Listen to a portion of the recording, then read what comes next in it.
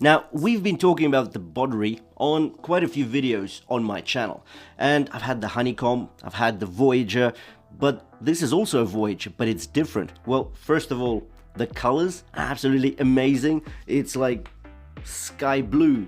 On the strap, on this canvas strap, it's got a bit of that orange, same as on the dial. The small second sub dial is orange. It's got a date complication. It's a fun and quirky watch, but it's still very much premium. Yet it's a quartz, it's not an automatic. And the quartz here is not just any quartz, it's a Swiss quartz, Ronda 6004, and that is actually quite an interesting movement. Let's talk about the Boderry. This is a titanium military field watch that is absolutely jam-packed with goodies. Firstly, this is a titanium watch case. It gets a date window and an off-center small second sub-dial, a wide threaded screw and crown, and even a sapphire sandwich setup. That's right, we get sapphire sandwich right on this watch. What that means is that the front and the rear glass elements are sapphire crystal. It's powered by a Swiss quartz movement Ronda caliber 6004D, which is highly accurate at -10 to +20 seconds per month variance, and an operating life of about 40 months or approximately 3.5 years. With regards to the dimensions, we get a diameter of 38.5mm, a lug-to-lug length of 47mm, a height of 9.9mm, and a lug width of 20mm. The piece is just so quirky and fun. The twisted downturn lugs, the sandblasted finish, and even a canvas strap with complementary hues is just fun. The keepers on the strap are also sandblasted and titanium.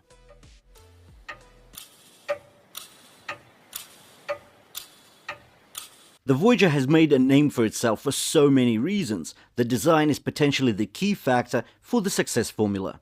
Looking down, we see the perfect circle of the wide and fat-lipped fixed bezel, framing the quirky and dazzling sky blue dial. The twisted out and long lugs are another key feature of this military field watch. The case is elegant, the curves are whole and round. Looking at the flank, it's not tall by any measure. It's elegant and flat, stretching from one downturned lug to the other. In fact, the lugs are so much aggressively downturned on this watch. There is no plumpness we see from the top, rather a flat and assertively shaped side. Yet the transition to the lug hoods occur via the twisted slant of the lugs. From above, the lugs twist and create exciting angles for distinctive light play across the facets and surfaces. The round and plump fixed bezel is very much pronounced, almost too fat-lipped, yet the design is flawless for the field watch aesthetic, considering the slab of sapphire crystal is below the bezel. That's right, it's actually below the line of the bezel and hence well protected by the titanium shell. On the right hand side we have the wide threaded and signed screw and crown. It's guarded by the twisted lug as it's integrated in at the 4 o'clock position. Overall, the look of the watch is more fluid and somewhat more symmetrical because of that. Otherwise, we'd have the crown sitting at 3 o'clock and it would be protruding from the case, but here it's just so well integrated into this twisted lug. The blue and orange canvas strap is sported by spring bars. A key point here is that the keepers are actually titanium on here as well. So it feels like Boderry has left no stone unturned in terms of design and quality of materials. Even the titanium buckle is signed. But the goodness of the watch is under the strap. So we can see an exhibition case back on the rear. It's got the specs on the perimeter, but for a quartz movement, that's actually a first for me to see an open exhibition case back. And if that's not strange, then we are met with another strangeness, but a positive one. The glass rear is actually sapphire crystal, meaning we get a sapphire sandwich on a quartz watch for $80. So definitely interesting and a bit of a wowzer. Let's flip the watch over and take a look at how it looks on my 6.5-inch wrist. Perfect really, there are no overhangs, and the fit should accommodate wrists 5.5 inches and over with ease. And it's prime time to talk about the dial because there's plenty to be said about it. The dial of this Boderry watch is so distinctive, featuring a bright turquoise blue backdrop that immediately draws attention. It has a highly legible layout with a combination of bold numerals, clear indices, and functional sub-elements that adds to its visual appeal, usability, as well as practicality.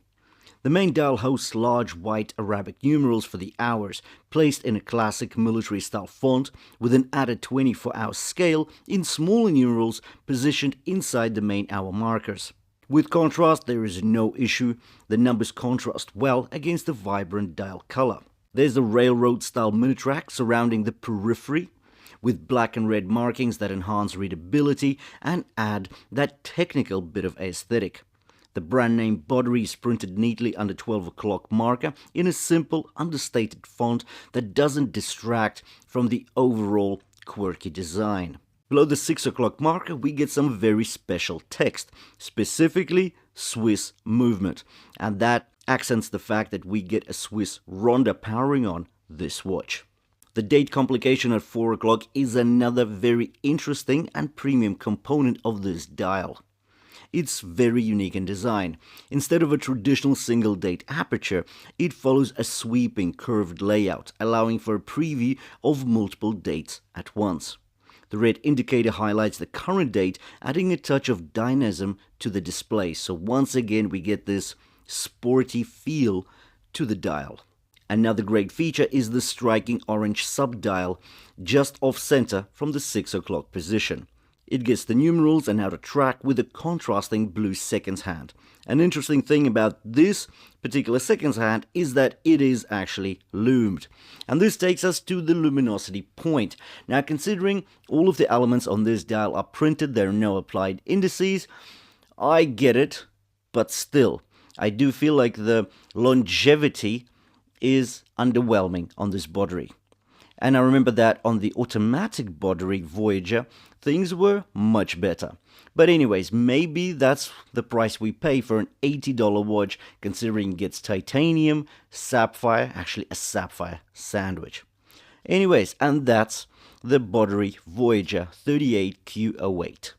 Anyways, the Boderry, love it, but I love the colors here, because when you actually go to the listing, there are plenty of colors. You can go for the gray, you can go for the green, for the blue, whatever you like. There are plenty of options. Thanks for watching, and I'll see you in the next one.